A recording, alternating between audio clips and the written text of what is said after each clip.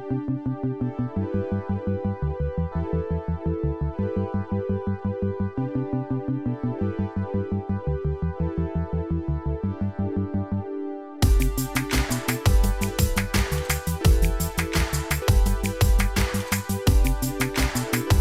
name is Alexi Mostrous. I'm an editor at Tortoise. And in this session, we're going to be talking about whether COVID can help solve Britain's productivity crisis. And I'm conscious that it's quite a weird question on the face of it. This is a global pandemic that has caused untold misery. So how could that have a beneficial effect on the way we work and the output we produce, especially given that UK productivity has been in the doldrums? But there are some signs that it could have beneficial effects. Our partners on this thinking, we're very grateful for their contribution. Capita have been running this really interesting survey amongst business leaders, which seems to have found that innovation and collaboration have both increased as a result of the pandemic, basically as a result of necessity. So is it that we've become more stressed and more uncertain, but potentially more productive? To help us discuss this question, we've got three great guests. Bart van Ark is the managing director of the Productivity Institute. Hi, Bart. Andy Start is the CEO of Government Services at Capita. And Joanne Roney is the Chief Executive of Manchester City Council. But as ever, we would really like to hear from you. So please type your thoughts into the chat where my colleague Ella Hill will be hosting, and I'll try and bring you into the conversation. We've only got 45 minutes, so I'd better get on with it. And I should just mention that we are recording this session and may share it on digital platforms, but please don't let that stop you contributing. So Bart, could I start with you? Could you sketch out the problem for us and potentially test the hypothesis of the session title in itself? Is Britain in fact having a productivity crisis, and what measures can we use to measure this? Right. Hi, good morning, and good to see you all, and looking forward to this important conversation. Maybe, Alexi, just as a step back, let's first talk a little bit about what is productivity, because there's a lot of confusion what it is. I mean, in a narrow sense, the way that you see it reported in the newspaper, it's quite often the amount of production compared to the number of hours that we're putting in. We call that labor productivity. That's the number that you see most frequently. But I think for the purpose of this discussion, and at the Productivity Institute, we like to talk more broadly about productivity, that you want to achieve a certain outcome, whether this is GDP or production, or whether it's more broadly living standards or improved well-being, and the amount of resources it takes to bring that about through education, for infrastructure investment, through other types of investment and knowledge creation, and so on. So I think we need to think broadly about productivity, about how do you achieve outcomes with using your resources that you have as effectively as possible to get there. So when we look at the UK, there are really two issues here that are important to separate. Productivity growth in the narrow sense, GDP per hour worked, has slowed down everywhere in the advanced world, not just in the UK. And this slowdown has basically started, well, just in the beginning of this century, sort of around 2005, 2006, 2007. So this is not purely a UK phenomenon. There are lots of reasons related to that. One is, of course, the global financial crisis that hit in 2008 and low investment and weak demand. But I think, again, for the purpose of the discussion today, an important reason also is that the digital technology and digital transformation, which has huge promises, also it turns out to be quite complicated and difficult for companies to really absorb and improve their processes and make new products and services. So it's a difficult technology, very promising, but difficult. There's a specific UK problem, and that is the gap between the UK and the rest of the advanced economies has increased. The UK has fallen further behind. And again, there are multiple reasons for that. But I think the most important one is that in the UK, we have seen a chronic underinvestment in sources that are most important for productivity growth, which is investment in skills and education, investment in knowledge and ideas, and investment in organizational changes in the way that companies are working together within regions and localities. And the way this has really sort of showed itself in the UK is that we see very large regional disparities within the UK. So we have London as a metropole, which has been quite productive and doing very well compared to other metropolitan areas in the world. But the rest of the country, particularly once you move north of London, has been falling behind. I knew that I saw in some of the slides that actually we generally think that cities on the whole are doing well. Well, one of the problems in the UK is that actually London has been doing very well, but even cities, and I'm sure Joanne will talk about Manchester, has been doing better, but still been falling behind compared to some of the metropolitan areas in the rest of the world. So the problem is pretty widespread and across regions and localities. That regional disparity, that is a very specific UK problem that needs to be addressed. So that sort of, shows the urgency and the problems that we're seeing. So the whole leveling up agenda that I'm sure we're going to talk about in a minute is very much driven by this perception that these regional disparities have increased so much over the last decade or so. And Bart, when you're talking about regional disparities and the UK falling behind in general, you're using the narrow definition of productivity, right? The one that's linked directly to GDP. Is that right? Yeah, I do, but it's a good point, because I started by saying we need to think more broadly about it. There's a very strong relationship between the narrow definition of productivity and this broader definition of reaching better outcomes. Regions and areas that have low productivity have a really harder time to improve living standards. And it's really because it's kind of a virtuous cycle of, if regions are productive, it means that people make better wages. If people make better wages, they can invest in their lives, they can invest in their education, there's prospects for them. And that sort of creates the environment in which you get new investments taking place. So that is why productivity is sort of the backbone, if you like, of improving in living standards. And just before we come to Andy and Joanne, I just wanted to get your views on a point that has been made by Jen Allerton in the chat. She's very skeptical about the title of this session because she says our focus on productivity and particularly on growth is a large part of the problem in work at the moment.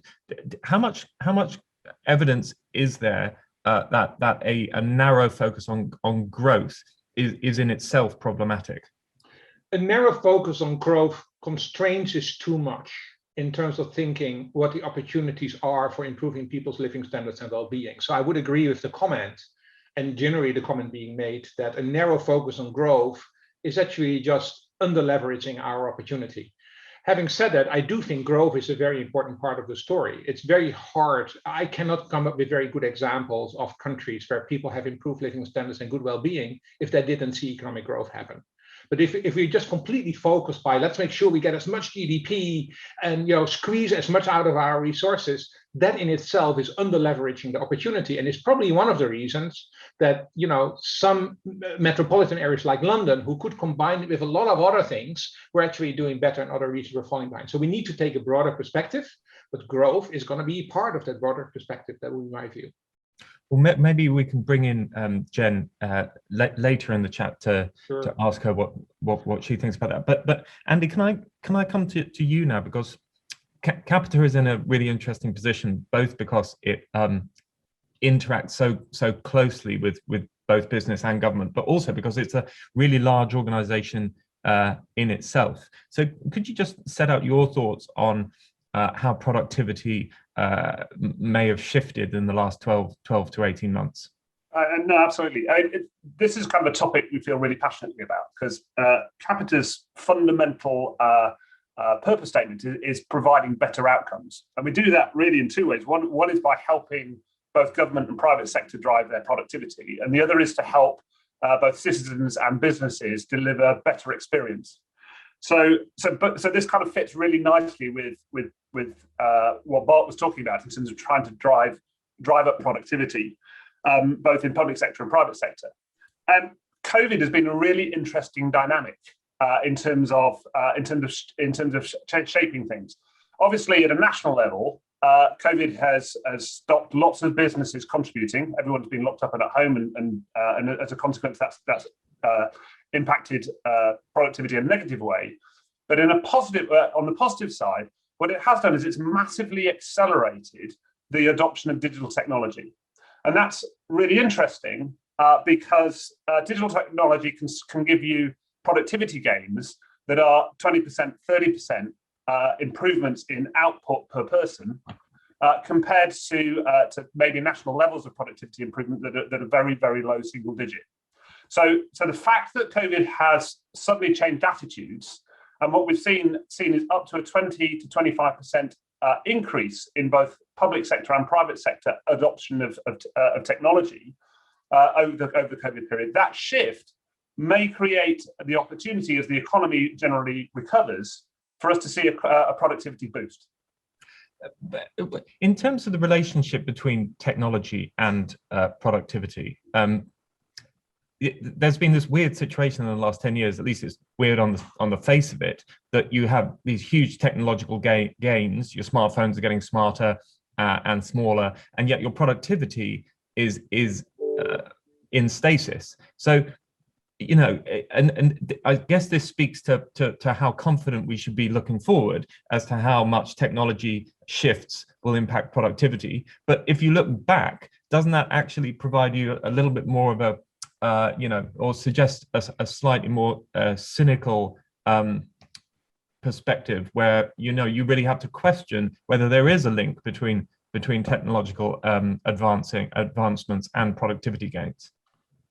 Yeah, obviously, if you look over the long term and you go back, if you go back generations, technology has been the primary driver of productivity gains through history.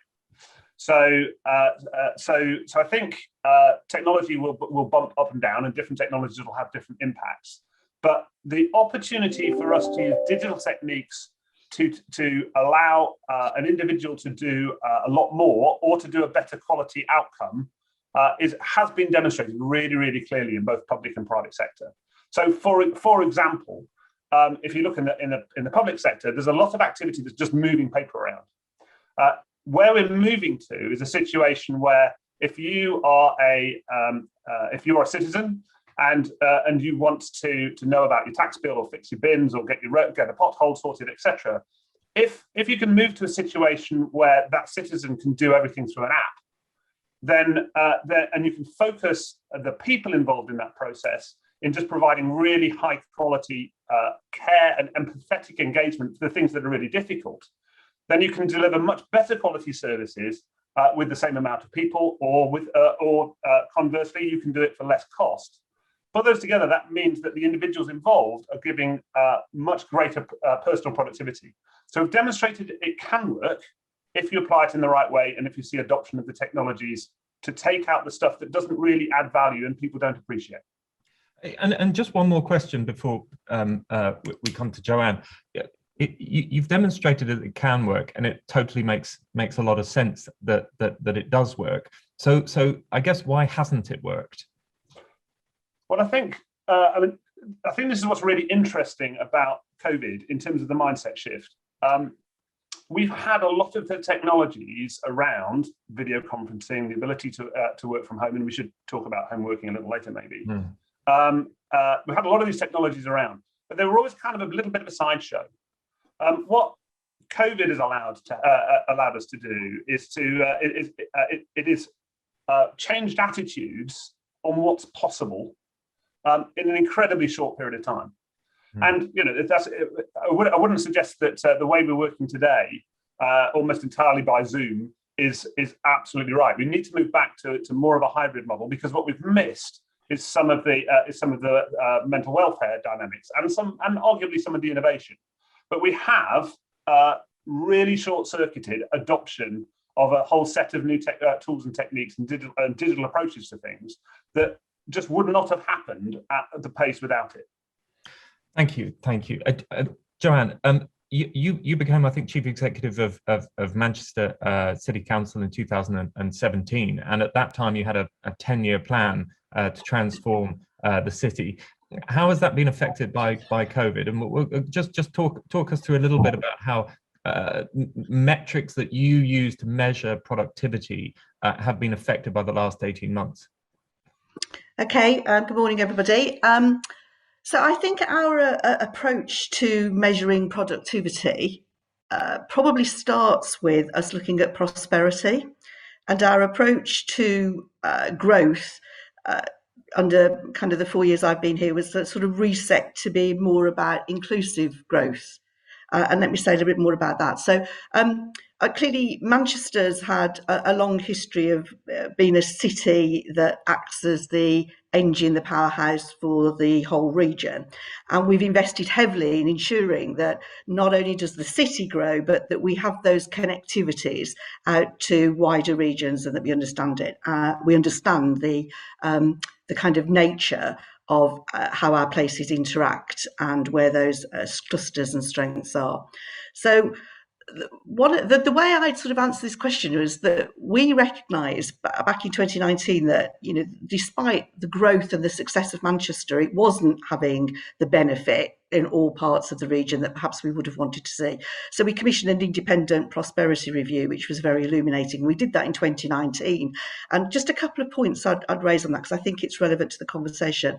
One is it identified independently that there's a long tail of low productivity in the region, and that's as a result of low productivity in business in some areas. The nature, despite us having a diverse economy, there were some elements that were low performing. There's a long history of low pay, but I thought the interesting point in the Independent Prosperity Review in 2019 was it recognised the link between poor health and poor productivity of the people who lived in our region. Now, we've just had that analysis updated.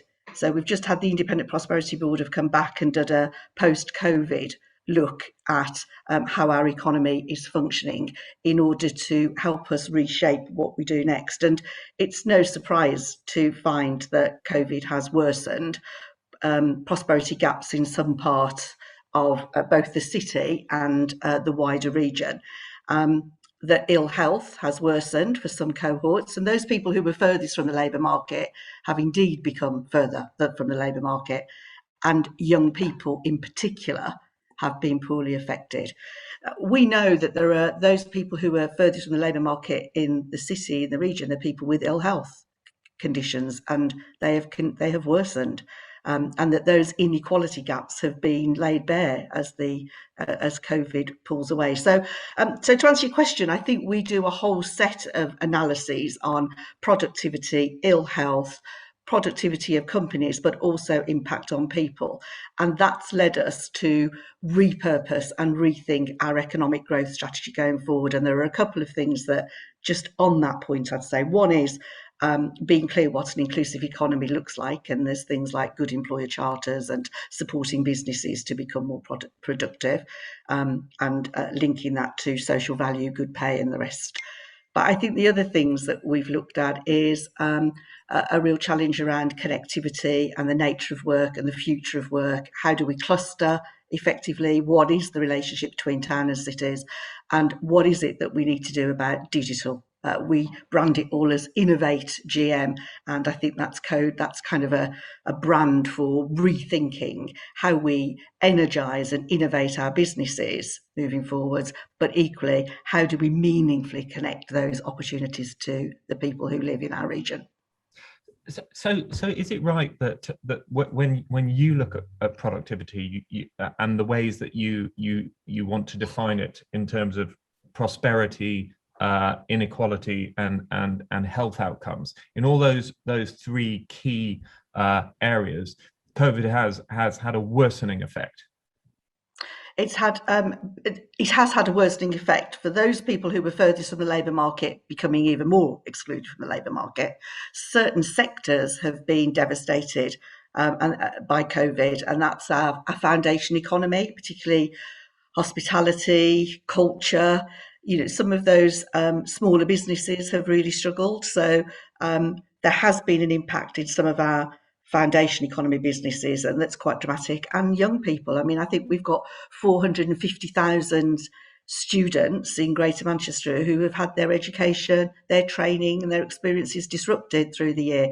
Now, the challenge we have is, what is the long-term productivity gap with the loss of some of those sectors the time it will take for those businesses to recover, and the impact on the people who live in our region to access what needs to be a very differently shaped economy moving forwards. That's quite a lot. If you're looking at the effects of COVID on productivity in terms of however you want to define it, that's quite a lot in the debt column. Like if you're looking at potential benefits, when you look at your innovation plans and you look at your connectivities and your clusters and your digital transformation plans, how much of that potentially, if any, is boosted by the changes that we've seen as a result of the pandemic? So I think the comment was made earlier about how COVID has accelerated some developments, particularly around digital. So I was just looking at the job analysis in Greater Manchester yesterday, and we've got 5,000 digital jobs being advertised actually last month in the city. So some sectors, digital, creatives, clusters, life sciences, advanced manufacturing, there has been a huge acceleration in growth potential and job creation in those sectors. The challenge we have is, how do I connect the people who live there to these fast growing sectors at pace? And how do I reimagine the city, but also reimagine the towns and the districts? And going on to the positives, we've seen a resurgence in interest in towns and the towns, the high street, people living and finding outlying areas to Manchester attractive to live in and commuting to Manchester using different forms of mass public transport rather than car. So zero carbon has been accelerated hugely. So there are positives that have come out of this. I think the challenge, though, goes back to where I started. If we've had a long lag on productivity in Manchester, despite its success over many, many years, this acceleration could potentially widen the gap unless we very clearly target what it is we're going to do around that broader inclusive agenda. Andy, you've got your hand up. Go ahead. If I just build on Joanne's points, really, I think there are some real opportunities out of the digital side, but there's also a need more than ever for government and business to work far more closely together than they have done in the past if we're going to bridge the gap that Joanne just talked about. I really applaud all the efforts that are being made right now to think about responsible business, because businesses have to step up to helping bridge that gap and that divide. So that's about businesses like ours engaging with young people in disadvantaged areas and providing them with the aspiration and the opportunity to get on the ladder. There's been some really good programs around, like the Restart program that's happening in Scotland. We've got the JETS program in Scotland. But I think business really needs to step up. And we've been trying to do that very much within our business with things like the 10,000 Black Interns program. The work that we're doing with the Youth Council to try to help people on the ladder, and the work we're doing with digital apprenticeships to help people from disadvantaged backgrounds really engage with these new opportunities. I just have to say, in Manchester is a fantastic example, because around Manchester we've got a whole bunch of our digital businesses, such as the Smart DCC, which are providing really high quality, well-paid jobs. So the opportunities are there, but we need to create those linkages. I want to bring in a couple of people who have been making great points in the chat. John Drummond, Gregory Mulligan, but Andy, you spoke about some of these initiatives. Some of them sound like they relate directly to productivity questions. Others sound like they relate more to leveling up questions or inequality questions. Are these all the same thing, or should we be looking at these differently? For me, you have to look at it as an integrated dynamic. To Joanne's point, if you see part of our economy accelerating, but you see large portions of our society unable to get into those economies, they feel excluded from those economies, they can't be productive, and therefore at a macro national level, it becomes a real problem. There are some real opportunities if we can leverage the fact that we can now work pretty much anywhere. If we accept the fact that commuting distances now are far less relevant because people are working in a hybrid way, and therefore an hour and a half commute is much more acceptable if you're only doing it 1 or 2 days a week, then you start to allow parts of our country to be able to access high quality jobs in cities that weren't previously available, and that could be really exciting, I think. Can I make one comment here, Alexi, because I think you are asking a really important question, also comes through in the chat questions, and that is, productivity gets confused with everything. And yes, productivity, as I mentioned before, productivity and living standards and leveling up, it's all related and it's all important. There's an important part around productivity that I think is important to emphasize. There is an outcome that we would like to achieve, whether it's GDP, whether we like GDP or not, or whether it's living standards or well-being, which are broader and better concepts. But there's also resources needed to do it. That's what productivity is about. How do we achieve these outcomes with using our resources in an optimal way, an efficient way, an effective way, whatever way you want to define it? The reason why this is important is that our resources are finite. We can all say we need more investment. We need more investment, and we need to put it into everything. But some things have more effect than other things. So it's hard thinking about, how do we use our resources effectively and how do we allocate them effectively? So what is the process by which we decide where the resource is going to go? Do we leave that to the market, or do we leave that to the government, or do we leave that to, and what level of government are we actually taking these allocation decisions? Is that the national government? Is it the regional government? Is it the city government? So those are really important questions around productivity. It's not just about the outcomes. It's also about how we're using our finite resources as effectively as possible to achieve those outcomes. And I think that's where the discussion on productivity needs to be focused. That's so interesting. So it's as much about what's going in as what's coming out and how you measure what's coming out. Okay, well, let's bring in John Drummond, if we could, because I think that he's making primarily a point on how we measure what's coming out, but he might have thoughts on what's going in as well. John, do you want to make your point?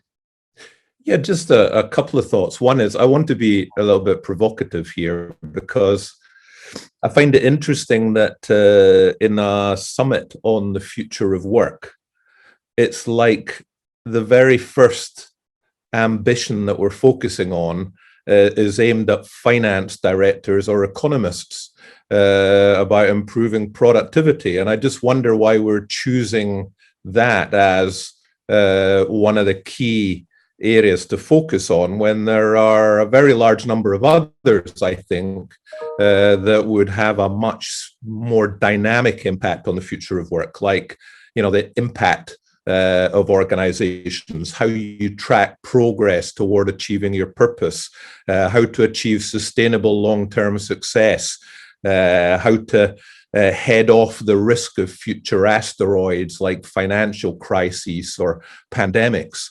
So I'm interested in our choice of productivity being so high up the agenda, but I'm also really interested in how do people like Bart measure productivity? Because when I look at my own organization, I buy the fact that the definition is really powerful, resource needed to achieve an outcome. And if my outcome is simply the number of people I need in order to achieve financial results, I get how you measure that. But if I'm measuring my success, as we do, on the impact that our work has in helping clients, recycle more or reduce food waste or bring their culture to life, how are you measuring that? Where are you getting the stats that tell you that I'm more or less productive? Okay, let's ask Bart directly about metrics. GDP, easy to measure, but as you get more wide, as you look at more externalities, exactly as John was saying, how do you measure that in a kind of objectively sustainable way? So I answer that question in a minute, but I want to respond directly to John's challenge about why should we address productivity as part of future of work? It is because, at least in the longer term, we find that productive companies are the companies that create most jobs. And certainly productive companies are the companies that create most jobs, that pay relatively well and give people a decent living standard. We can of course create low value jobs and low productivity growth, but that's the path towards lower living standards. So all the research shows that in the longer term, the relationship between productivity and good jobs is a very strong one. In the short term, there are challenges because sometimes, of course, you let jobs go because there's automation happening, but you need to see what the opportunities are. You need to work on creating the opportunities for that technology. So that's, I think, is a point I really want to make, why I think this is important as part of the future of work. The measurement of output, first of all, I would say to any company that I speak to, most business leaders are not staying awake at night because of their productivity. It's not their key indicator. And I would actually tell them, don't even make it your key indicator. You can think about the efficiency of a product line in a manufacturing firm. That makes a lot of sense. But don't think in terms of productivity for your company as a whole. It's about creation of value. That is important. If you create value to your customers, and if that is value that, for example, is sustainable value, we will pick it up in the growth statistics. Now, how do we measure it in practice? GDP is the most used factor. We are working at the Productivity Institute very closely with the Office of National Statistics to continuously think about broader measures of welfare. This is a big agenda here in the UK and actually internationally, to think how can we expand that kind of GDP. It's not doing away with GDP. It is trying to understand what are we missing in GDP, and to some extent, where is GDP actually counterproductive because it's actually creating an unsustainable environment.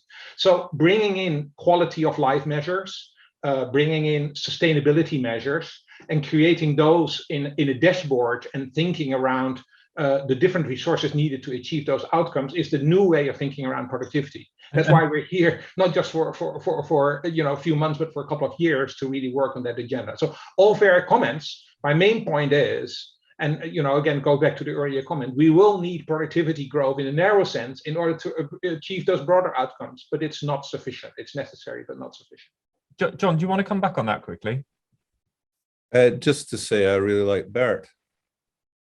Well, that's great. Listen, I've got a question for Bart, which is, I don't know how far you guys you've got in terms of widening out how you measure productivity from just GDP and looking at quality of life indicators and looking at the potential negatives of focusing just on GDP. But if you look at what's happened to the UK's productivity over the last 10 years through that wider lens, what happens? Is it a rosier picture? No, we are finding that actually these additional elements of outcomes, living standards and well-being, we've been underperforming relative to the rest of the world. And a lot of that, again, relates to the regional disparities that we were talking about a little bit earlier. And as I mentioned earlier, we're hugely underinvested in terms of the critical sources that have to drive this, which is basically human capital. So this is skills and education. It's knowledge capital, which is not so much R&D. R&D is important too, but certainly also innovations more broadly. That includes, for example, innovation in a sustainable kind of environment. And thirdly, very importantly, it's our organizational structures. I've been working on this topic for many years, but in the UK, a relatively short period of time. But I have a comparative perspective. The UK has a fantastic amount of brainpower and initiatives, really good initiatives, quite often at regional and city level. Manchester is a good example where I'm based myself. And therefore, you would expect much better results. The reason we don't get these results is that we're really disjointed in terms of coordinating across government, coordinating across policy domains, as well as coordinating between the central government, the combined authorities, the local councils, and so on and so forth. So there's a lot of issues around the way we're governing ourselves that actually makes it harder for us to use our resources effectively to achieve those outcomes. I'm conscious that there's a slight danger that we use up this entire 45 minutes talking about productivity without talking about COVID. So Andy, let's come to you. Let's take what Bart has said about human capital, knowledge capital, and organizational structure. How has COVID affected those three areas in terms of what you've seen at Capita? Well, so obviously, firstly, Joanne talked more generally in society about the fact that our young people have clearly really struggled over the last couple of years to engage, and that's been a real challenge. And there is a huge job of work to do to help primarily school children, but also the rest of society to level up their skills. I think as we shift more, if we look forward a little bit, if we accept the thesis that digital has some enormous potential, but it will also change the nature of people's jobs, there is a big job of work to do to re-educate our adult workforce into being able to leverage all of those skills and tool sets. So there is a big job of work to do around human capital. It's really good to see some of the changes that have been making around the further education sector, and also the changes that are being made to allow people to reinvest in their lifelong education. I think that those things are incredibly important looking forward. If you look at COVID more generally, and you kind of say, has COVID allowed us to change the nature of our work? Well, the answer is at a very simplistic level, yes, because people have been able to have more flexible working. We've seen less sick, and I can see that in the data of the 58,000 people who work for Capita across UK and the rest of the world. Our sickness levels have dropped dramatically, and part of that is around allowing parents to have flexible work patterns that can fit around the fact that kids get ill and they need to look after kids. And we found also that people may be having an off day. They wouldn't feel well enough to go into the office, but they still get up and they log on. And so we've seen some sort of very simple level benefits around that. We've seen some real benefits, back to one of the comments that was made earlier on, around shifting, working in this way that we're working now means that you have to be much more outcome focused as a manager and a leader. And because of that, shifting people to focus on outcomes rather than attendance has actually been really good for productivity. At a more complex level, as we talked about, we've seen through COVID an acceleration in the adoption of digital, and I think that will stay, and we will get the legacy of that going forward. So that's going to be terrific news in terms of seeing real productivity jumps as a consequence of COVID. But as Joanne said, it's a yin and a yang, and we do have an enormous levelling up challenge to meet. Now, against that levelling up challenge, I personally think the ability to work remotely and to work flexibly is a massive potential opportunity, because we can take jobs that traditionally would have centred around London, and people with those high-paid jobs can now work pretty much anywhere in the country, and yet still come to London 1 or 2 days a week if they need to. What do we need to do in terms of infrastructure to help that? Clearly, we need to continue to invest in core digital infrastructure. We need to make sure that broadband is available for everybody at low cost, and we need to make sure that our railway networks, in particular, are able to provide the ability for people, if they need to go into a major city, to be able to do that easily and quickly, maybe maybe twice a week. Thank you. Let me come to Joanne, because Andy raised a couple of really good points. Do you think, Joanne, that there is a tension between the kind of productivity gains that we could see as a result of COVID and potential inequalities which might result at the same time? So you could see productivity increasing in some areas, but also inequalities widening. And what kind of steps and interventions should local and central government be taking to ensure that if there are productivity gains, they're spread kind of equally across society? So I think that is the risk, that those inequalities that pre-existed will worsen, or indeed some of the categories that previously weren't affected will become more affected. So I was just looking at my stats then, and there's 80,000 people employed in the hospitality, leisure and culture sector, and that's going through a complete transformation, I think.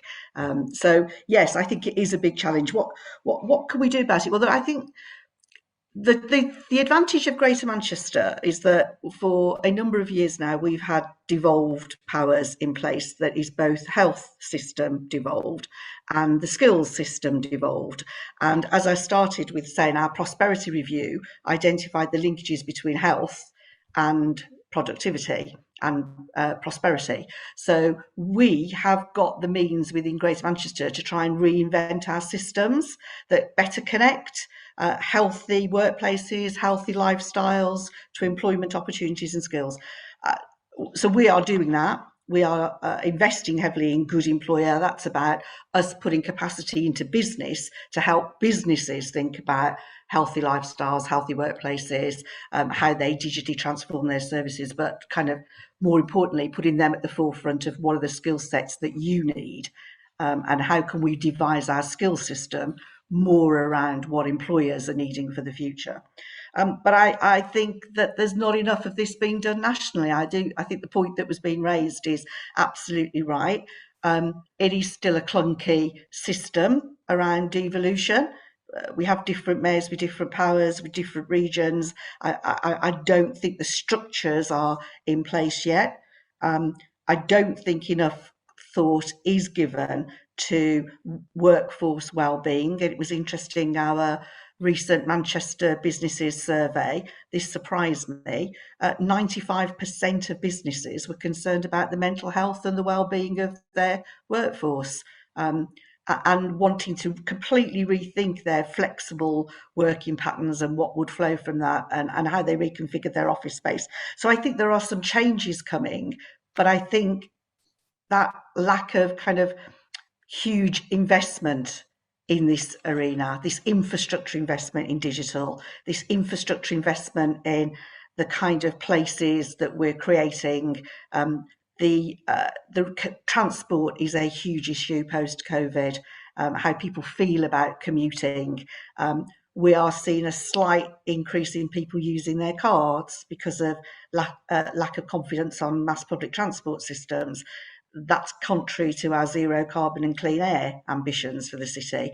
So, this is we're still in COVID, we're still dealing with the emergency, so I don't think the full effects have been felt yet, but I think there is a conscious awakening of a rethink going on here about how we're going to work, what good employment looks like, and how you maximise that for best effect, really, for both productivity and prosperity. So Alexi, I think when it comes to the relationship between productivity and inequality, it's partly about the access to the gains, who gets the gains, which you can redistribute for taxation and things like that. But in my view, it's much more about access to the resources that create that productivity growth. So it's access to, somebody on the chat said, how about childcare? That could be a really good investment in order to bring more women in particular to the labor force. So it's also about small and medium-sized enterprise having access to that kind of digital technology, which is not as easy as it is for large. I think there's also something in there about public sector reform and capturing how we could make savings through reconfiguring some of the small things that we do in terms of public sector expenditure that can make a big difference. So you're absolutely right. Access to childcare provision, flexible working patterns for women to return to work. There's a whole raft of things. We've done a Working Well pilot with devolved funding. I think if more devolution and more flexibility to redesign systems locally is where I would want to go, and demonstrate that by investing in some activities, you get returns, different financial benefit down the line, less people on claiming out of work benefits, less people claiming universal credit. There is still an agenda to be done about public sector spending and reforming where it's spent and for what effect and how it supports businesses. Okay, thank you. I know we're running slightly over, but I just want to turn, if we could, to Jen Allerton, who has been making good points throughout this conversation, because I would like to hear what she has to say. Jen, are you around? Maybe not. The childcare point was made by my colleague Tessa Murray. Oh, hold on, is that Jen there? Yeah. Hey. Jen, do you want to make the points that you're making in the chat to the panelists?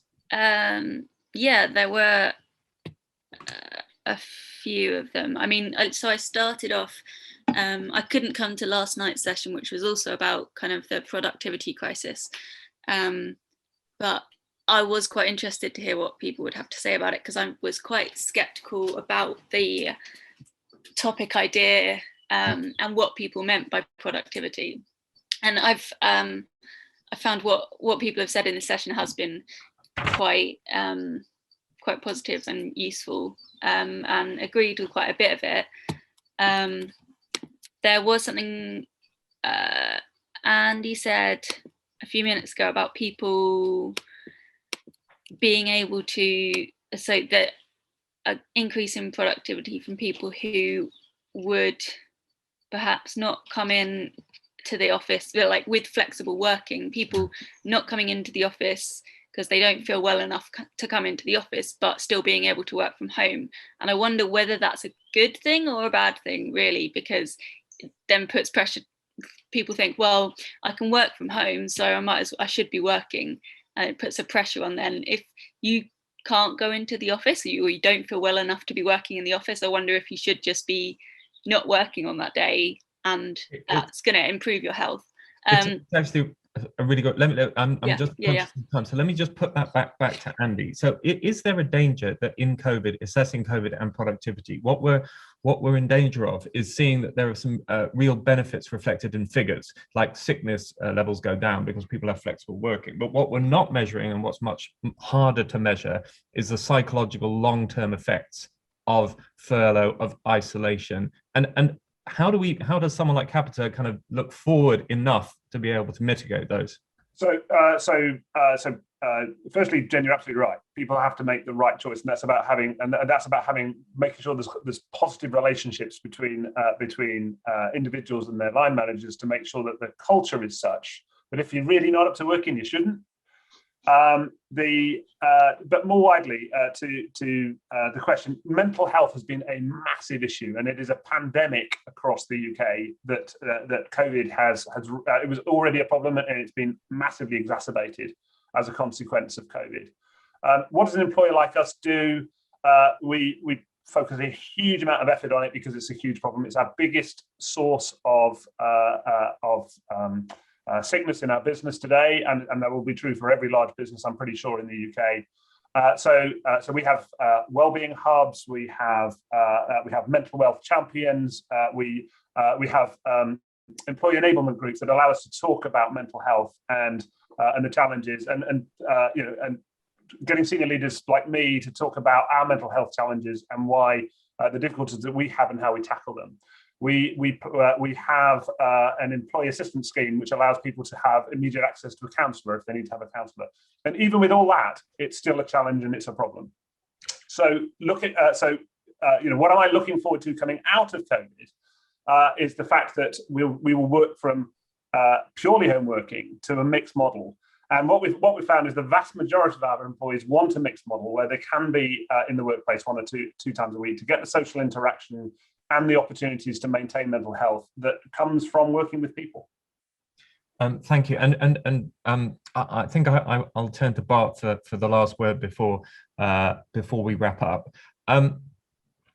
If you see yourself in 5 years' time, Bart, looking back on COVID and the pandemic and the effects that it had on productivity, however you want to measure it, do you imagine that you'll see it as a net benefit? It's a really good question. And we're actually doing a lot of research on the data for 2020 now that are coming in, and try to understand what these long-term impacts are.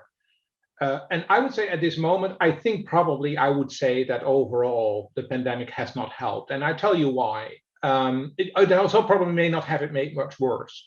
The reason is that we do indeed see that digital transformation got accelerated during the pandemic. It got particularly accelerated in sectors and in firms that were already invested in digital transformation before they entered into the pandemic. So there's a sort of inequality effect that some firms are going to do even better, and some firms that were behind are not really improving very significantly. So in that sense, yes, digital transformation is continuing, but the diffusion of that technology, which is so important, I'm not sure that the crisis helped a lot. I'm skeptical on work from home. I think there probably have been some short-term productivity benefits. It shows up in the numbers, for example, for the second quarter in 2020. But in the longer term, this is a real big challenge for companies because, particularly now that we get these hybrid working models that I know you're going to talk about later today, they're actually the most difficult to do. If everybody is online, that's one thing. If everybody's in the office, that's another thing. But if some are online and some are in the office, it's hugely important to make sure that the ones that are virtual are being part of the crowd. And there's a real risk, as was before the pandemic, that people who are working from home didn't get good development opportunities, didn't have the promotion opportunities, didn't actually make as good income. And I'm not sure that the pandemic will have changed it. I think there are lessons learned, but we really need to be very focused on this, and I don't think that's in the bag yet. Okay, well, thank you so much, and thank you to all our panelists today, Joanne, Bart, Andy, and everyone who commented in the chat too. We've got lots of challenges ahead, and one of them seems to be to go for a pee and grab a tea before the next session at 10:30, which is being hosted by James Harding, the co-founder of Tortoise, and is going to be all on upskilling at scale. It should be fascinating, so please have a break, stick around. We'd love to know what you think. Oh, and if you want to join Tortoise, you can do for 30 days, and a link will be posted about that in the chat. Meanwhile, thank you so much again, and I hope you have a great day.